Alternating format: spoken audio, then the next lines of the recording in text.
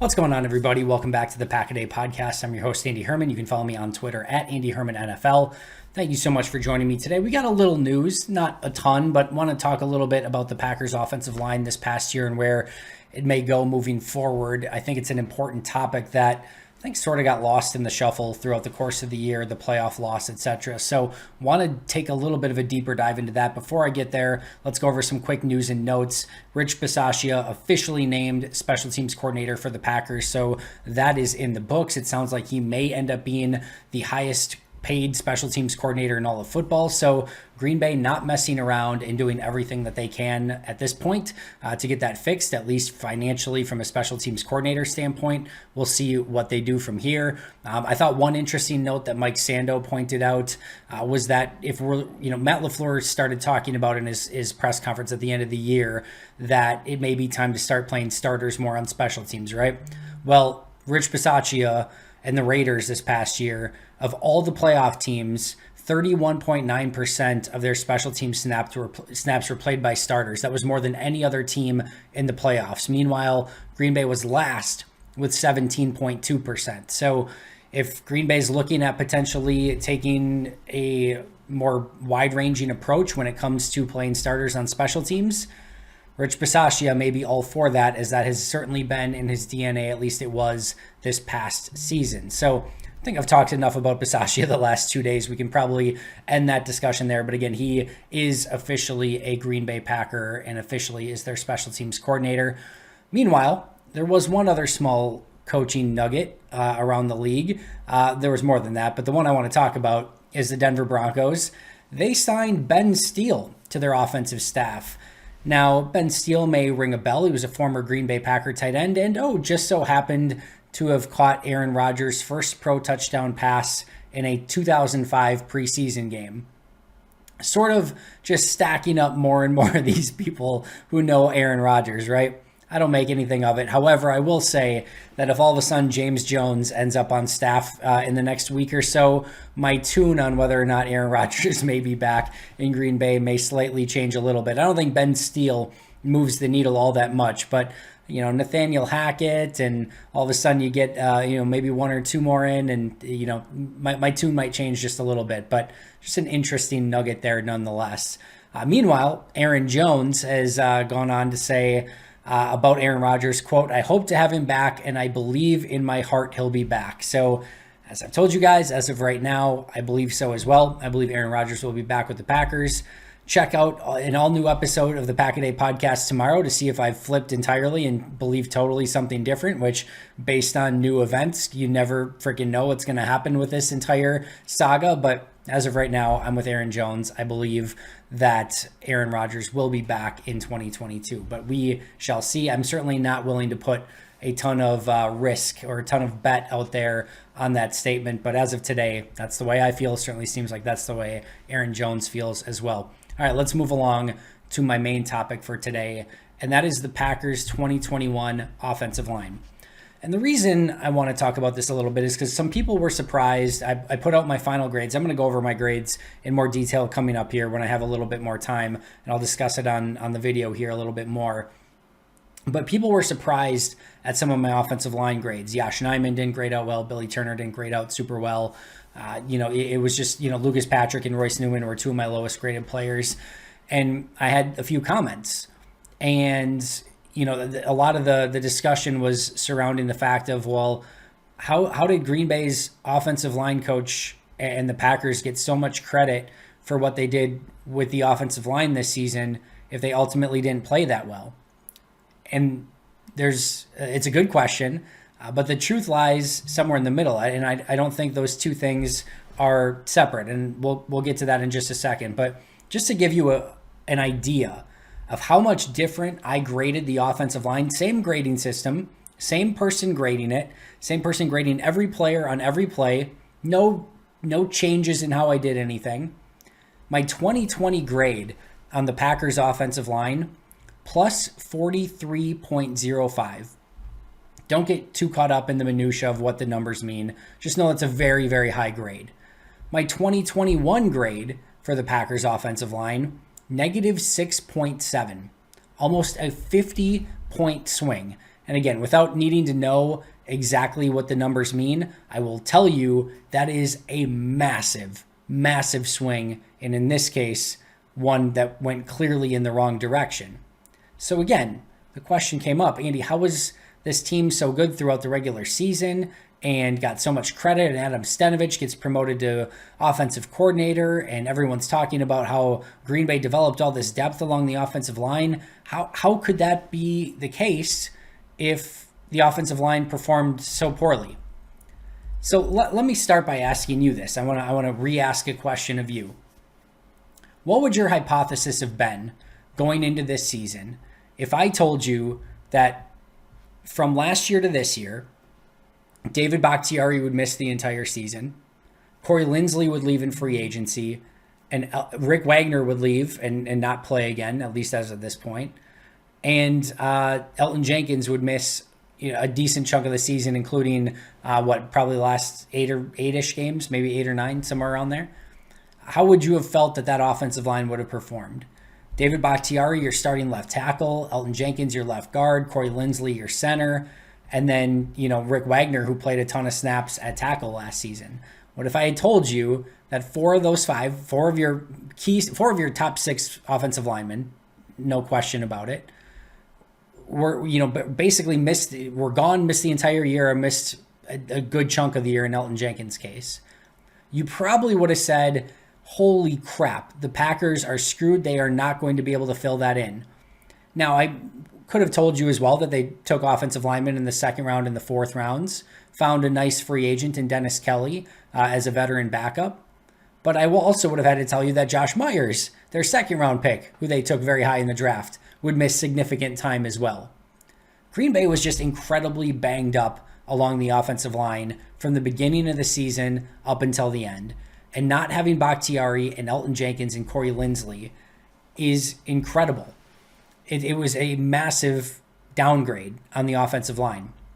And just to kind of give you an idea, if you take those 4 players, just even the 3, if you just take Linsley, Bakhtiari, and Elton Jenkins off of the 2020 Green Bay Packers, that grade would have plummeted to plus 3.4. So instead of this super high grade, you would have been left with a slightly positive grade. And instead, again, now all of a sudden you replace those players with Yash Nyman, a couple of rookies, more Lucas Patrick, etc. And you could probably hypothesize that the offensive line was going to grade not only nowhere near as well, but probably worse than even the plus 3.4 grade that they had, even if you subtracted those players off of the offensive line in 2020. So that would have certainly been the hypothesis. And in my opinion, and as I graded the offensive line throughout the course of the season, that's exactly what happened. And you might point to the record throughout the regular season, or how this offense was still able to be efficient, or Aaron Rodgers winning the MVP, Devontae Adams putting up huge numbers, and you can point to that. But I would also point you in the direction of red zone offense, the lack of any explosiveness in the running game, Rodgers needing to get the ball out of his hands much quicker, Aaron Jones and A.J. Dillon needing to run through contact to gain positive yards, Aaron Jones needing to do everything in his power to run around or dodge contact to get positive yards. This was not the same offensive line. And Green Bay's offense was almost at 7 points less than they were a season ago. There was a significant decrease in point production as well. And in my opinion, as I graded this all season long, that was in large part due to the difference in play along the offensive line. And expectedly so. You can't lose Linsley, Bakhtiari, and Jenkins and expect things to be just as good. And here's where others are deserving of a lot of credit. Aaron Rodgers was magnificent in the regular season at distributing the ball and getting the ball out of his hands and letting his playmakers do the work. I sincerely wish that would have continued in the postseason. It didn't. Not to all of the fault of Aaron Rodgers, but certainly some of it. But in the regular season, he was a master at it. And he covered for a lot of ills along the offensive line. Another thing that people talked to me about was, well, I can't believe, why did you have such a poor grade on Yash Nyman? It wasn't brutal by any stretch. It was a negative grade. But Yash was fine. He was fine. And I don't want to take any credit away from Yash because I thought he worked his butt off and like they were able to execute their offense more often than not. There is so much value in that as a swing offensive tackle. But I think people have this idea that he just stepped in and was a starting caliber tackle. That is not the case. Green Bay probably made the mistake, and I think we can say it in hindsight, of putting Turner at left tackle and Kelly at right tackle and not putting Nyman in that game. But make no mistake about it, there is a reason that they didn't want Nyman in that game. He was the worst of those offensive linemen, Turner, Nyman, and Kelly, throughout the course of the regular season. So wanting to get your best offensive lineman on the field has been Matt LaFleur's MO since the day that he got here. So again, it was an error. I think, again, saying that in hindsight, at the time, I didn't think that it was because I saw the same thing Green Bay did. Nyman wasn't that good. Again, not taking anything away from him. We have seen what players like Byron Bell and Justin McCray and Alex Light and I don't need to Jason Spriggs, Kyle Murphy, etc.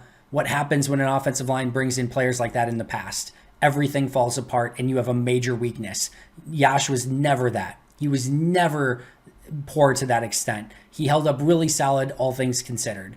But if you're saying like, oh, he's just a really good starter, he wasn't. He was a negative graded player on the season, in my opinion. So why all the credit for the offensive line? Why did Adam Stenavich and the front office get all this credit for the offensive line? And it's because of everything I just said. We have seen offensive lines implode in Green Bay when you haven't had those high-end players, when you have to go to your bench. Even for one guy.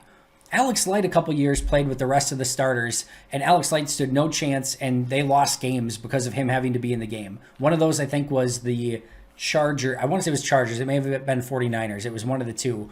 But one of those was against the Bosa brother, and Light just stood no chance, and the game was over.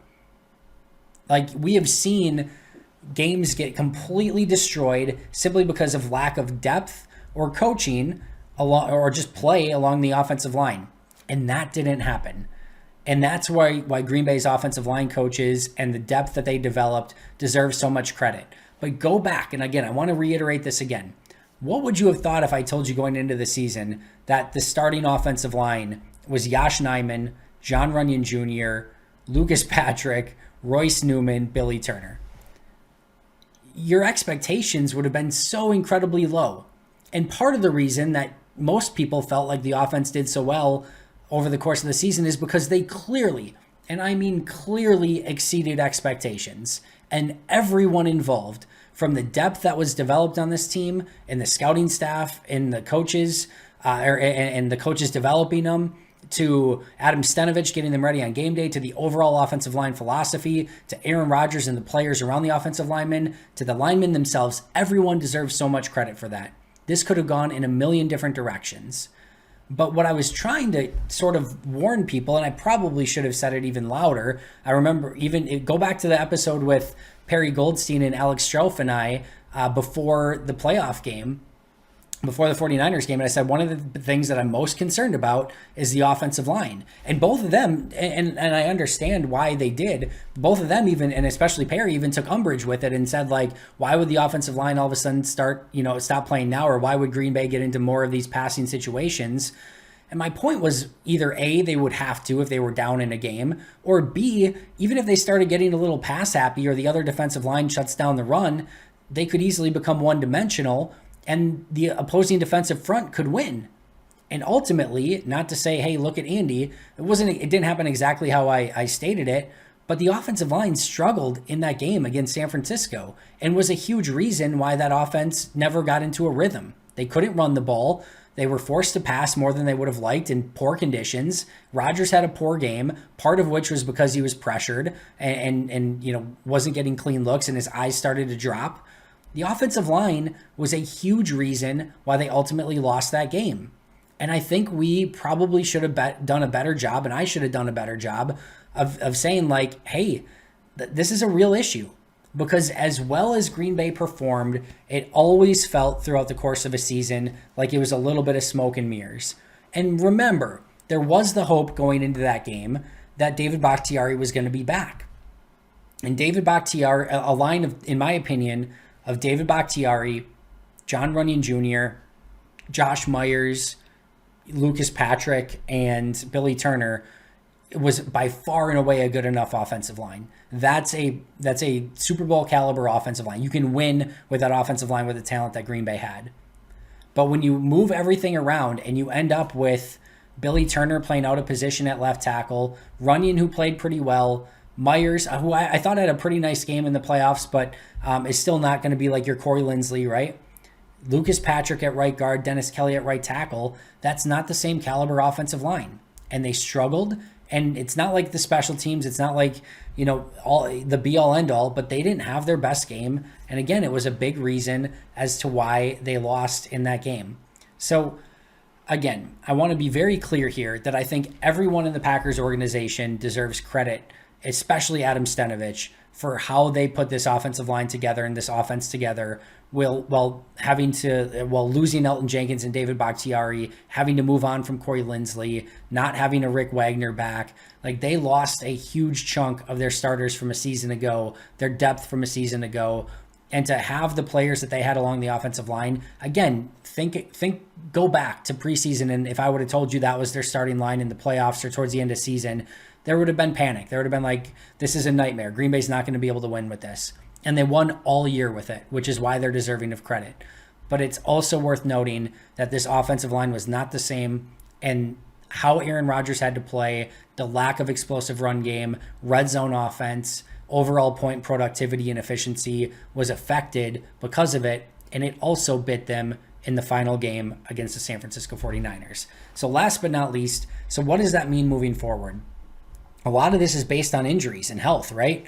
Let's just be clear. If Bakhtiari isn't the same or can't come back or has another setback, and Elton Jenkins has a David Bakhtiari-esque recovery and either isn't back next year or isn't back till very late in the year, that's going to make things massively challenging. Billy Turner could be gone. Dennis Kelly is probably gone. You're going to have to count on some other guys. Yosh Nijman has an interesting free agency, although I believe he will be back. So you could be looking at, Yosh Nijman, John Runyon Jr., Josh Myers, Royce Newman, and maybe a Billy Turner, maybe a Dennis Kelly, maybe who knows, maybe a rookie. That's not a very good offensive line. But all of a sudden, Bakhtiari's completely healthy and mostly himself, and Jenkins comes back midway through the year. And yeah, all of a sudden, you could be looking at a David Bakhtiari at left tackle, John Runyon Jr. at left guard, Royce Newman and Josh Myers at right guard and center, respectively. Hopefully, both of them taking a jump next year, with maybe Elton Jenkins playing right tackle, which I think is a legitimate possibility, especially if they move on from Turner. I like that line a lot, and to me, that is a Super Bowl caliber offensive line. So a lot's going to have to give with the health of their overall offensive line. They're going to have to continue to develop players like Royce Newman and Josh Myers. John Runyon Jr. has the ability to take another step. Jake Hanson's an interesting player. So they're not out of, they're not just in no man's land here. They have the ability to be a really good offensive line, but they're going to need Jenkins and Bakhtiari to get healthy at some point if they want to get closer to that 2020 grade with a really dominant offensive line, and not the version we saw in 2021 with all the injuries and just trying to make do rather than be a dominant offensive front. That's going to do it for me today. Thank you so much for joining me. I believe I'm going to be here tomorrow with a very special guest, which I'm super excited about. So make sure to subscribe if you haven't already, and make sure to check out tomorrow's episode. But until next time, and as always, go Pack Go.